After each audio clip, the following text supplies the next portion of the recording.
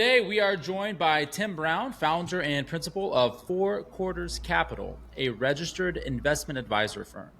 With 2 decades of experience in finance and a fascinating background that includes coaching women's basketball to a national championship, serving on nonprofit boards, and even foil fencing, Tim brings a unique perspective to wealth management. A former history and philosophy student turned financial advisor, he blends deep analytical thinking with a passion for helping clients navigate their financial futures. Outside of work, you might find him smoking up a feast on his wood smoker, diving into his impressive board game collection, or he might even be out on the pickleball courts with us on the weekend. So thanks for hopping in the studio here today, Tim. How are you? Doing well.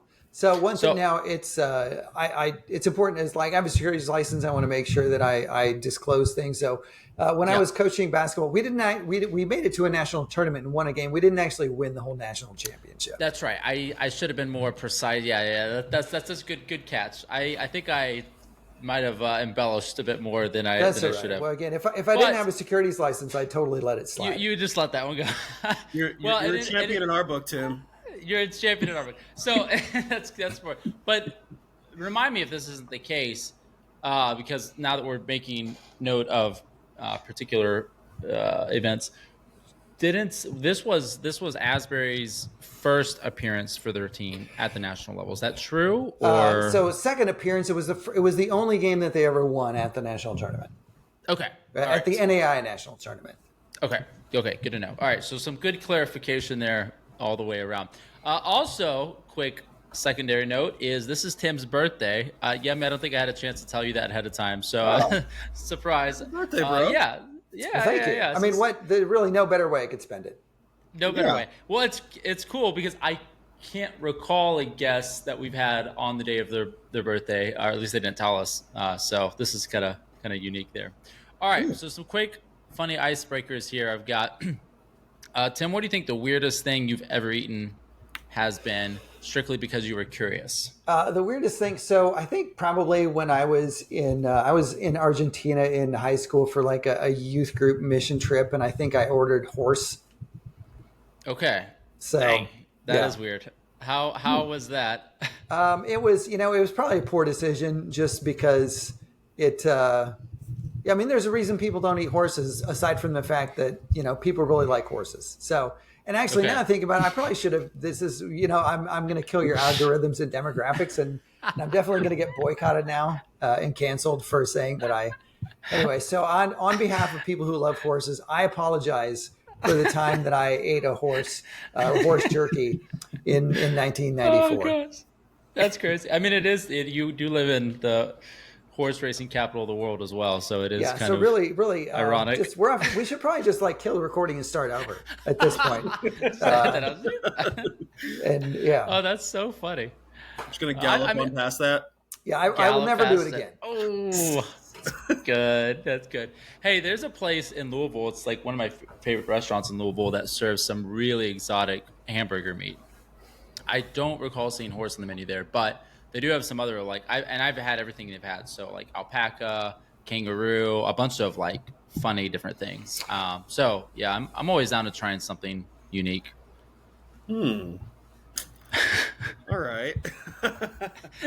Yeah, he's like, where to go from here? Yeah. Well, I'm just laughing because it was like, I used to be like super Torah observant, so it was like, no pork, no shellfish, and it's like, bro, horse definitely violates Leviticus 11. So when I was a kid, actually, so my parents would take me to Red Lobster, and one time, I think I was probably 5th or 6th grade, and I wanted to try shark. So, and they didn't think I'd eat it, but I enjoyed it. So anytime we went to Red Lobster, this was back in like the late 80s, early 90s, before private equity ran Red Lobster in the ground to steal all the real estate. But anyway, so I would always order like a shark steak when we went to Red Lobster. Okay. So we'll see if you can like, put that in and pretend I never said the other thing. There you go. That's what right. other thing? What other thing? No idea what you're talking about. So changing topics now. So Tim, if you had to wear one outfit for the rest of your life, what would it be? If I had to wear one outfit for the rest of my life, it would probably be our back-to-back KIAC Conference Championship long sleeve T-shirt from 2016. So Nice. That's Nice. fair. yeah, it's held up well. Yeah. Good, good. All right. And last quirky question here. Worst name you think you could give a boat? Worst name you think you could give? The Titanic, Yeah. Okay, that's or fair. the Titanic 2. That would be. That's easy. That's good. I love it. Yeah. I love it. All right. So, real quick, as we get started here, I want to obviously get into your what you're doing now in finance and these types of things. But I am curious because Tim, I've known you for a while now. I don't actually know, 3-ish years, maybe that long, maybe longer. I'm not sure. Somewhere Sounds in about right. the neighborhood of that general number.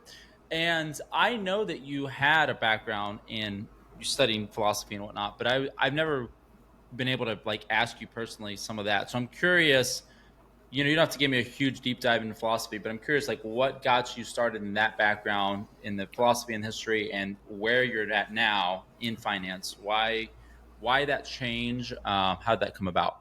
That's a good question. So, I mean, partly it was just, my ex-wife and I had moved to Central Texas, and so this was back kind of like the housing crisis was it was about 2 years into the big financial housing crisis in 2010. Yeah. So the economy was terrible. It was incredibly difficult to find a job. So it was like if you're ever going to go back to grad school, that was the time to do it.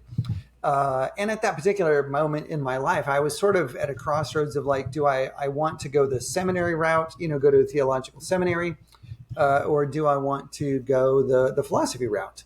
And I ended up settling on the philosophy route because I kind of knew, that seminaries produce people who, and again, I think a seminary education can be really valuable. But I think for me, it was a little unique because my undergrad degree actually had a lot of biblical studies incorporated into it already. So I ended up I felt like going the philosophy route really opened up a broader conversation to more people than, with a seminary degree. Oftentimes you really end up, your conversation is mainly with other people who went to seminary. Or people who, so I just elected to go the philosophy route, just for, being able to participate in a broader conversation. And now I'm glad I did because even though it seems like it's a big leap from philosophy into finance, ultimately, like, people, from my perspective, money is a tool. And ultimately it's just, are you able to use your resources to make your life as meaningful as it can possibly be? And the philosophy degree helps me ask those big questions that help people figure out like what's really important to me, what do I really value, and does that align with the way that I use my resources?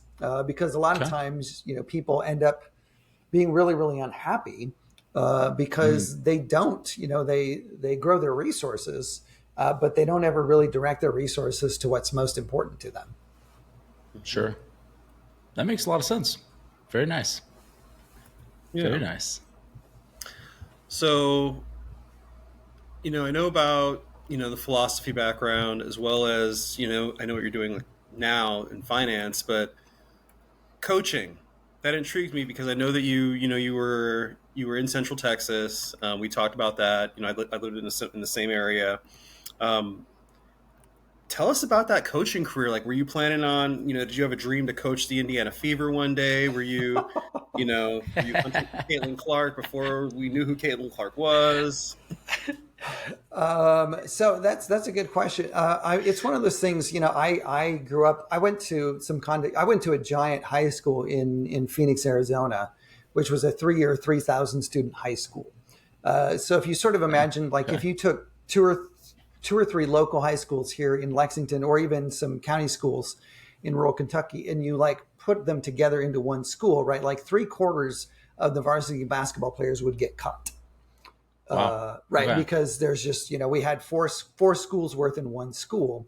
Sure. So all that to say, I didn't play a lot. I mean, I loved sports growing up. And it was one of those weird things. I I was a really talented French horn player, but I didn't love it. I just one of those things that, when you're a kid, there are things you're good at, and sometimes you do them just because you're good at them. Anyway, so it wasn't until college that I sort of had, or at post college, that I had an opportunity to branch out a little bit. And either coincidence / divine providence, the local high school coach at my church was the varsity high school girls basketball coach at Thousand Oaks High School, and incredible pedigree. He had won 3 CIF championships, which are the Southern California version of a state championship. With a lady named Marion Jones, who you may know is a Olympic gold medalist sprinter. Dang. Performance enhanced or not, she was really fast. Anyway, so yeah, he had won a couple of state championships, and so it was a great place for me to come in and learn. I was interested in coaching. He let me just work with his freshman coach for 3 years, and kind of took off from there. But I originally, it was just something to do for fun, but I really fell in love with it. And for a period of time, for about a decade, pursued it as a vocation, and was able to accomplish some things that were pretty remarkable, and was able to move on from that. That's cool. All right, so now getting into what you guys do at Four Quarters Capital. So I guess tell me, what prompted you to start your own RIA firm? Why are you doing this now in your own setup? And then what philosophy do you have with what you're doing in Four Quarters Capital? There we go. I knew I could get on the third try. It is a bit of a tongue twister. I'm sure I've never had a problem with it till now. That was the first time. It was just on podcasts, hey, we're gonna make it difficult. Well, I have, because it does. It gets mixed up. Is it Four Corners? Is it Four Quarters? Okay. Yeah. So it's like marketing, branding people. It wouldn't be the first thing that they would recommend that you call something. And also, especially the letter Q from a graphic design point is a really difficult letter to work with.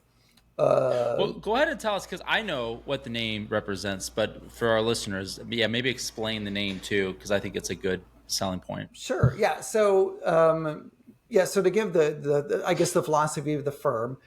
So based on my background coaching basketball for 15 years, the best outcome for us as a basketball team was that we would start the fourth quarter with a big lead, where at this point we had the game wrapped up by the time the fourth quarter began. And to the point where, we could rest our starters, and we didn't have to worry about our starters getting hurt. And we could get some reps for our younger players. We always wanted to continue playing good basketball, but, ideally the outcome of the game would pretty much be determined by the time the fourth quarter started. Sure. So when it comes to people's money, we want the same thing. We want you to, because we sort of think of the fourth quarter as the end of your working life. Or at the point where you get to the point where, you're financially independent. So even if you love what you do and you want to continue working, you're just working because you enjoy it, not because you have to have the money anymore. So that's the big picture, is you get to a certain point in your life where you are financially independent and you can relax and pursue things that you enjoy. So you're not working because you have to have the money anymore. So that's the big picture. And of course, the other side of that is that the best time to get started is as soon as possible, right? So we want to help create a sense of urgency, where particularly, if you're a young professional, if you nail your first quarter, everything else after that is much easier. I would love to say that, when I coached basketball, that our players never messed around in the first half. They definitely did. But it's certainly, as much as you can avoid that, that it makes it that much easier. So that's the whole idea behind the firm and the philosophy. But again, the sooner you get started and the more that if you nail the first quarter, nail the second quarter, nail the third quarter, by the time that you get to your fourth quarter financially, then you'll be in a great position, and you'll have a lot of options and flexibility. Is this where I add the nothing but net? Sure. Yeah. There's, and of course you're on a roll today. Yeah. That's great. Nothing but net. So I'm curious. It's funny you said ideally in your games, your team would never have caused any accidents the first half, right?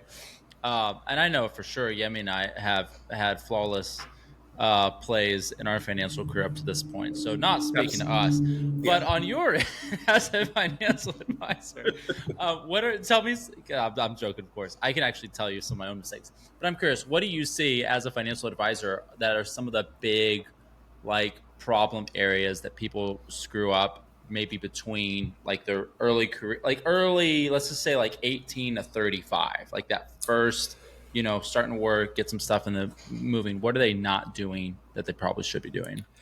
That's a good question. And I think what I actually did a LinkedIn post about this a couple of weeks ago. One of the things I try to do with clients right away is to sort of just shift our mindset in not worrying about mistakes. This is, if you've watched Ted Lasso, right? He talks about having the memory of a goldfish, which is also, it's really important in athletics. And it's one of the great things about basketball is that no matter, because it's such a back and forth game, no matter what mistake you just made, you always have an opportunity on the very next possession to do something good, whether or not Okay. whether it's offensive or Nice. defensive possession.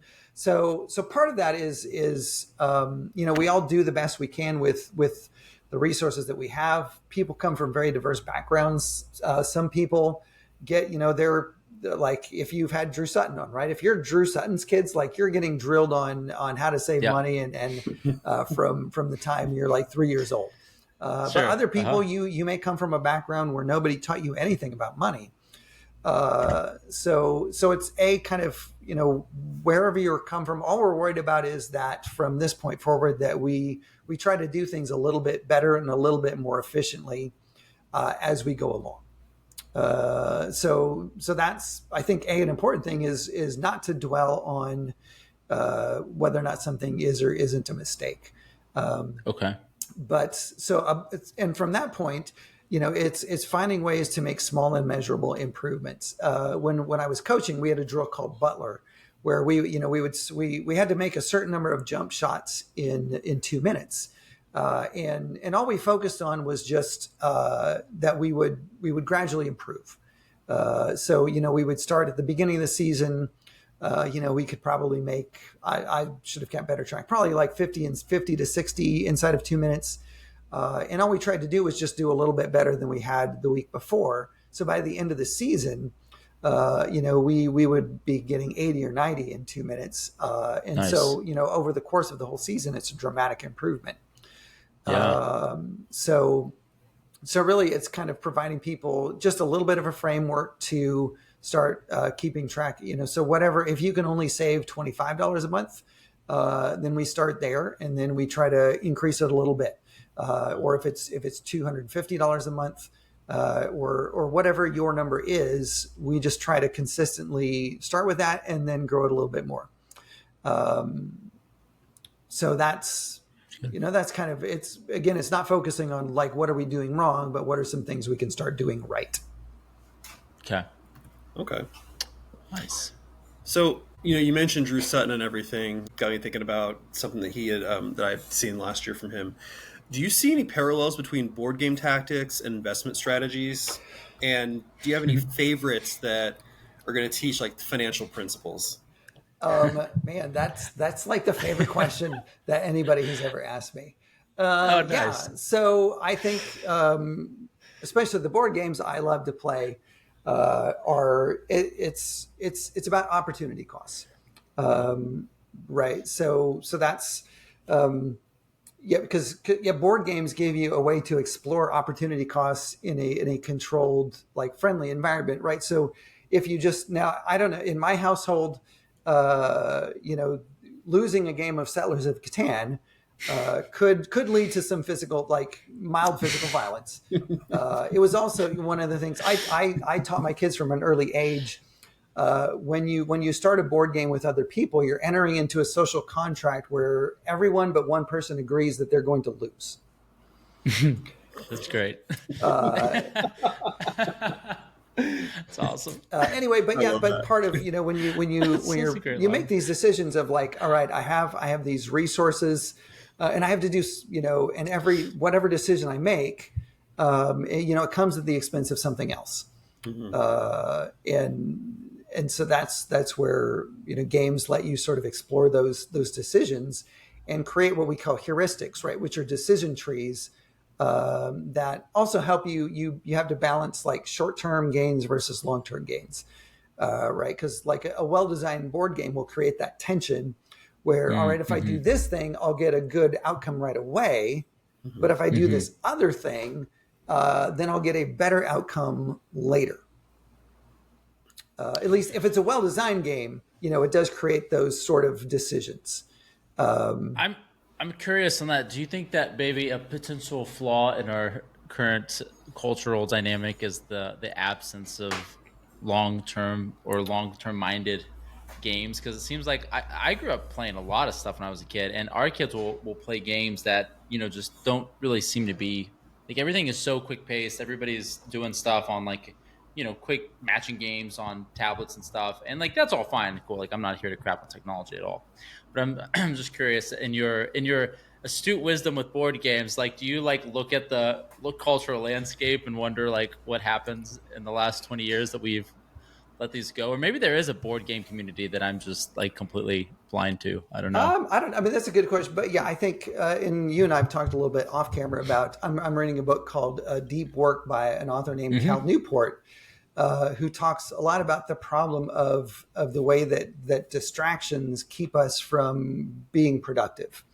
The big picture is that it takes that you reach a height of productivity when you're able to concentrate on a particular task for, even his extreme is like for 3 to 4 hours without any type of interruption.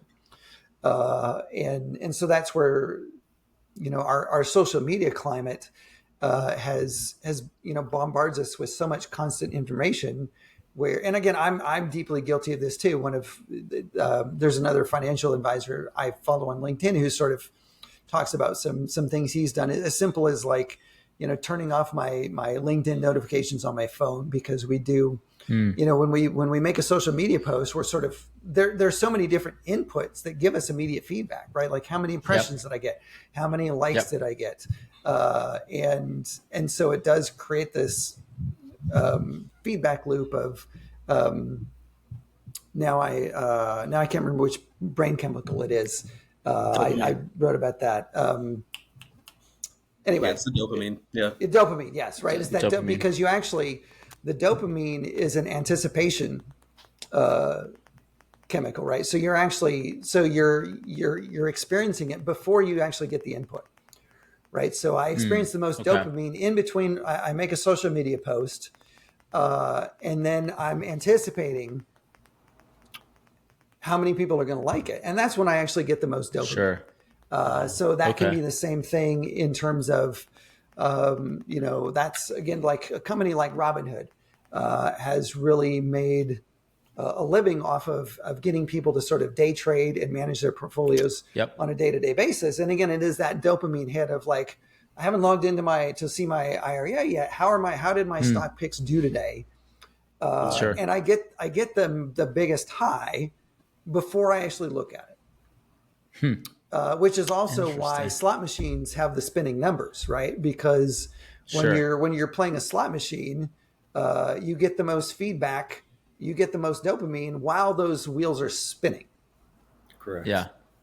Interesting. Yeah. So that's one of the things that we, as an advisor, is helping people to disconnect and not get caught up in the day to day and keep your eye on the big picture.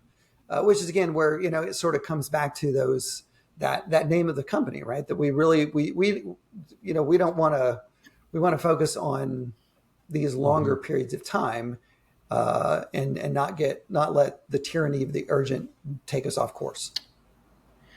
There's an interesting thought with that. I remember, I wish I could remember the name of this book because I've thought about it several times since then, and I think I lost it like years ago. Like maybe 15 years ago. It was this tiny little thin book that I had found somewhere. It was just I might have been like a self-published thing. Don't remember the name of the book or the author's name. It was like pretty obscure.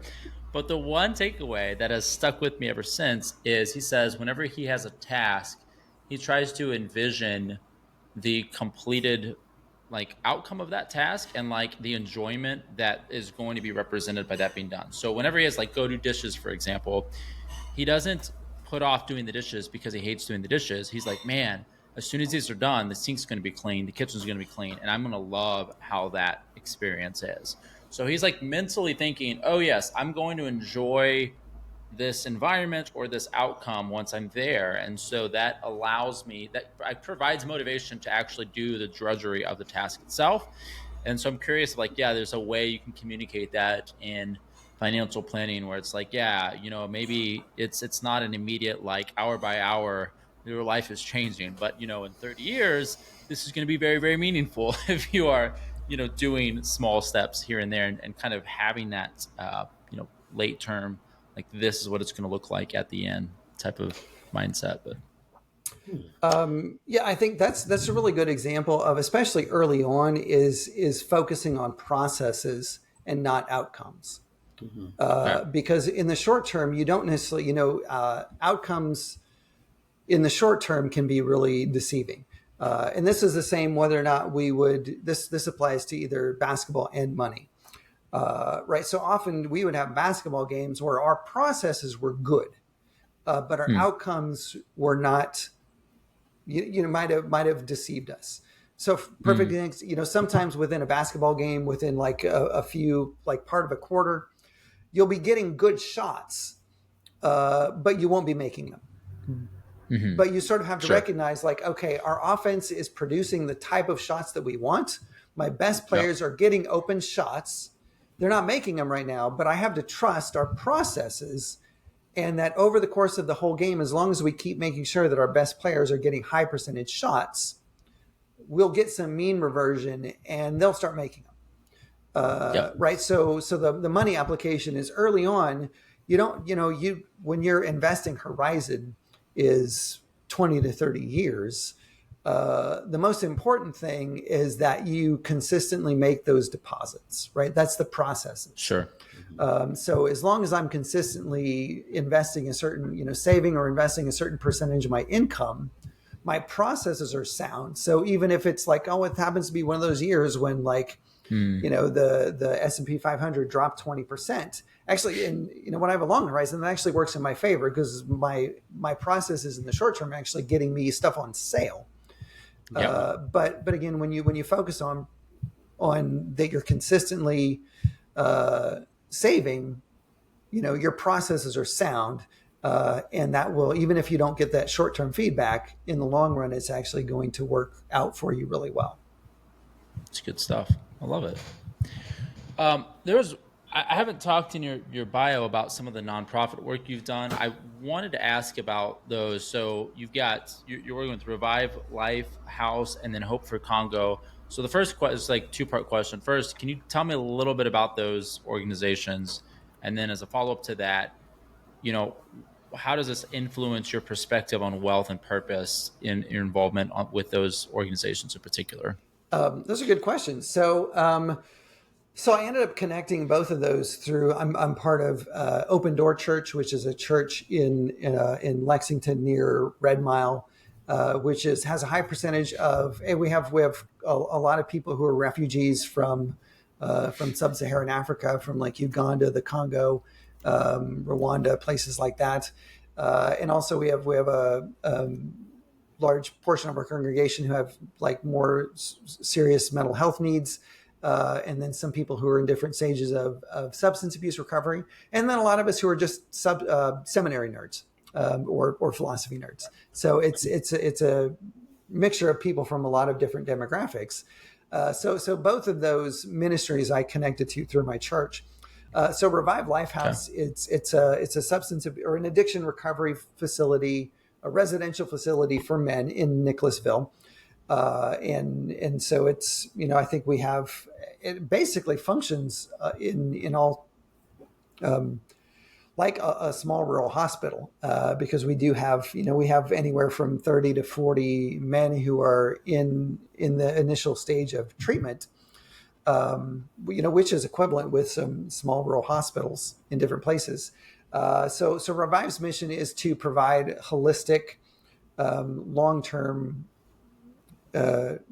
treatment and support for people, because this comes back to that short-term, long-term feedback, because health insurance, either Medicaid or things like that, will pay for 90 days of recovery usually, right? So insurance Sure. will pay for a certain amount of time. The difficult thing for us is that regardless of what insurance says, people are not recovered in 90 days. Right. So part of what Revive has to do is be excellent stewards of the part of recovery that insurance pays for, and stretch it out over the full amount of time that people need to really do the work to, to give them the best opportunity to exit from the addiction recovery and live a better life, addiction free. Or at least, Sure. I'm lucky. I only struggle with playing games on my phone and things like that, right? So it's not the same. Anyway, yeah. So that's the vision of Revive is to provide holistic support, not just to people in recovery, but also to their families, to their spouses, to their children.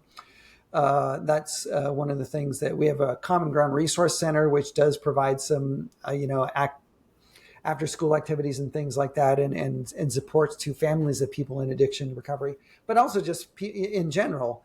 It can be an intervention when you're a kid after school and you have something to do after school, Sure. that puts you in a good environment. Often that can, really help you, give you some positive things to do with your time and get you on the right track. And then Hope for Congo, the founder of that is a guy named Alex Favor, who is from Democratic Republic of Congo. So that it's really unique in that it has, basically 100% of our budget, which is, it's about $70,000, which for a nonprofit organization is very, very small. But every penny of that goes directly to an orphanage in Kinshasa, Congo. So our salaries for the executive board and the administrators of that particular nonprofit are $0. So it's a very small ministry that raises funds for a particular orphanage in Kinshasa, because that's an area that continues to be impacted for decades now by civil war and political instability. So I'm happy to help support that organization, and just a little bit can go a long way in terms of providing some stability and safety for people in difficult circumstances. Sure. So, so then, yeah.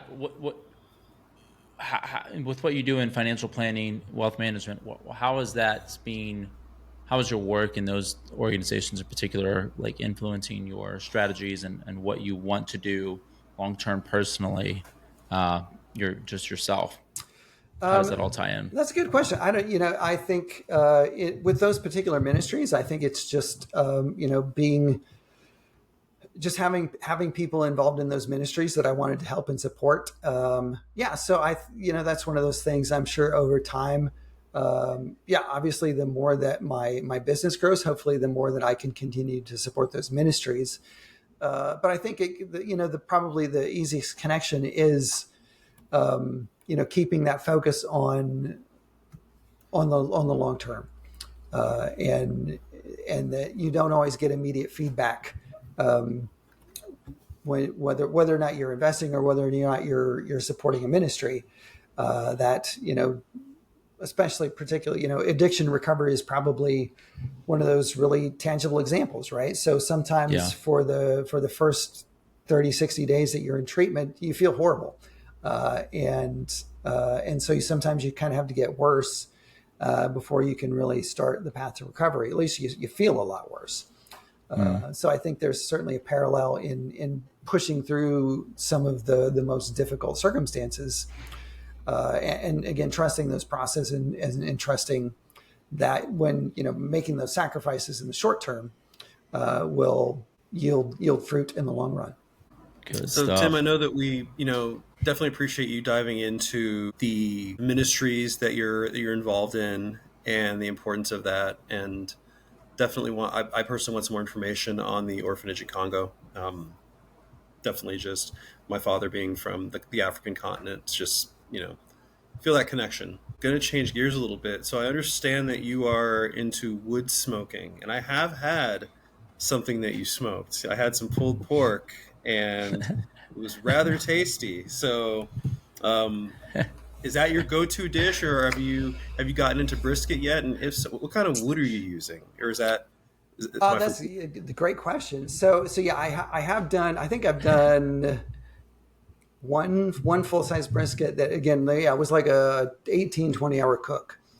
And so as far as the wood, hickory, hickory is much more available in Lexington than say mesquite. Now I learned it in Texas, and it is one of those things, with smoking, less is more. So really just a nice like salt and pepper rub, and then just let the meat do its own thing and let the wood do its own thing. But again, the parallel, as far as again trusting your processes, when you're smoking something like a big cut of meat, you really do. You want to make sure that the temperature stays regulated. But all you're doing is you don't fiddle with a lot, right? Every 45 minutes to an hour, you drop another piece of wood in, but you're not constantly like lifting up the hood to look at it, right? You keep that, every time you lift the lid, you let heat out, you lose efficiency. So it is that same big picture idea, like don't look at your statement every day. Don't lift up the hood on the smoker. Just trust your process, feed the wood. And if you're patient and you keep it well regulated, then at the end of that cook, you're going to have something really, really delicious. And if you keep trying to like fiddle with it and look at it all the time, it's not going to work out. To me, that sounds like the beginning of an article, like brisket and bull markets or something. Yeah. Anytime you want to like put all these things in a book, Yummy he could whip up a nice little pamphlet for you. I'm sure. Tagline. Yep. A lot of taglines. That's awesome. Everything is connected. Yes. Yeah. Well, Tim, it's been a lot of fun having you on today, man. I've really enjoyed getting into some of this and little aspects that I didn't actually know about you until now. So that's been really enjoyable getting to learn more about some of your background. And I'm excited for you since this start with Four Quarters is a little bit newer. So it's going to be really fun to see how it grows and advances from here and what you're able to accomplish for people. And we'll just look forward to hopefully maybe jumping back on here down the road a little bit and seeing what new things have taken place and getting an update at a later stage would be fun as well. So yeah, that would be great. Yeah. Totally. Well, thanks so much for coming on. It's been a pleasure, and again, happy birthday. Hope you have a wonderful rest of your momentous day, and that it's awesome. Yeah, thank you very much. Happy birthday, Tim. All right, talk to you later. Talk to you later. You too.